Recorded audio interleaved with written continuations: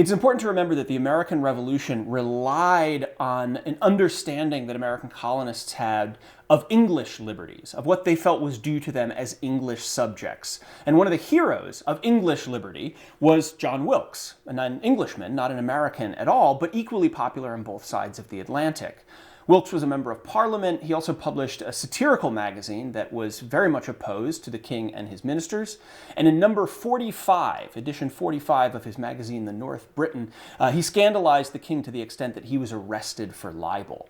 This made him a huge figure in the British press as he fought for liberty and freedom of the press, something that was echoed across the Atlantic in America, who found this very appealing figure fighting for these uniquely English rights and liberties, and Americans took up the same cause.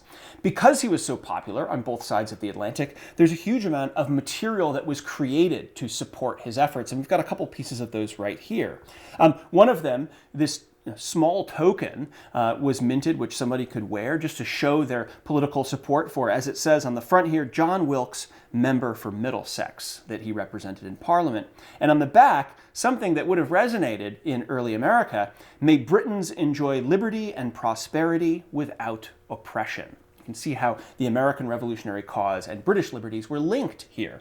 And this punch bowl, which is quite interesting because it actually wasn't made in Great Britain or America, but in fact in China, shows how much goods bearing Wilkes's image and political message were manufactured and consumed all across the globe.